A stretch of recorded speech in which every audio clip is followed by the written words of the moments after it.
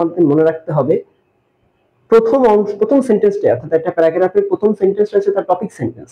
এই সেন্টেন্সটাতে তুমি লেন্দি হালকা করতে পারো, কোনো সমস্যা নেই, কিন্তু তোমাকে যতটুকু তুমি লিখবা তার ভিতরে তোমাকে বুঝিয়ে দিতে হবে তোমার টপিকটা আসলে কি।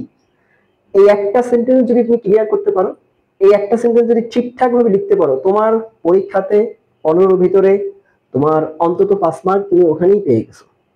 আমি যখন খাতা দেখি বা আমরা যখন খাতা দেখি টিচাররা, তখন কিন্তু এভাবেই দেখি 5টা মার্ক তুমি অলরেডি ইউ হ্যাভ গটেন। ওকে, তো কিভাবে তুমি টপিক সেন্টেন্সটা লিখবা, তুমি আগে মাথার মধ্যে চিন্তা করো যে একটু সুন্দর, সেটা সিম্পল হোক, কমপ্লেক্স হোক, কম্পাউন্ড হোক, কিভাবে একটা সুন্দর সেন্টেন্স তৈরি করা যায় বাংলাতে। ইংলিশে পরে করি। ধরো আমি যদি তোমার জায়গায় হতাম, আমি এটা লিখতাম যে ৩৬শে জুলাই বাংলাদেশের ইতিহাসে একটা রেড লেটার ডে, বা একটা অবিস্মরণীয় দিন, বা একটা নতুন ইতিহাস তৈরির দিন। তো ধরো অবিস্মরণীয় দিন, ৩৬শে জুলাই বাংলাদেশের ইতিহাসে একটা অবিস্মরণীয় দিন, এটা একটা সুন্দর সেন্টেন্স। এইটাকে যদি তুমি ইংলিশ করো তাহলে কি কি করা যাবে এবং কিভাবে করতে হবে? প্রথম কথা হচ্ছে তোমার টেন্সটা কিন্তু প্রেজেন্ট টেন্সে। ৩৬শে জুলাই বাংলাদেশের জন্য একটি অবিস্মরণীয় দিন। বাংলাদেশের জন্য ইংরেজি হচ্ছে ফর বাংলাদেশ।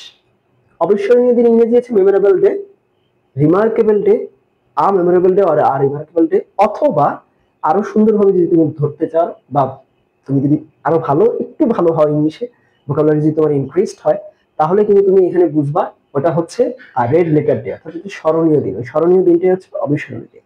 তাহলে শব্দগুলো তো আমরা পেলাম, এবার কিভাবে আমরা সাজিয়ে গুছিয়ে লিখবো। দেখো ৩৬শে জুলাই বাংলাদেশের ইতিহাসে একটি অবিস্মরণীয় দিন, তাহলে আমরা একটু শুরু করি। দেখো 36th July or 36th of July, যেটাই বলো, একটু এভাবে লিখলে হয় কি, একটু সুন্দর হয়, দেখতে সুন্দর শোনায়। যদি এটা এরকম ছিল, এটা একটু দেখতে সুন্দর শোনায়।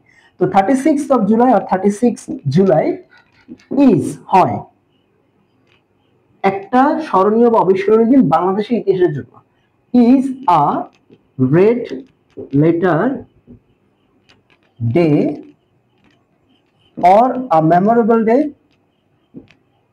উল্লেখযোগ্য দিন বা স্মরণীয় দিন, memorable day, or a remarkable day, remarkable. আমি কি বলবো, এটা দিব, রিমার্কেবল দিব, রিমার্কেবলটা বাদ দিয়ে দিই, এটা ঠিক ভালো শোনাচ্ছে না। মেমোরেবল ডে ঠিক আছে, রেড লেটার ডে ঠিক আছে। ইজ আ, তুমি এটা এরকম দিতে পারো, ইজ আ সিগনিফিক্যান্ট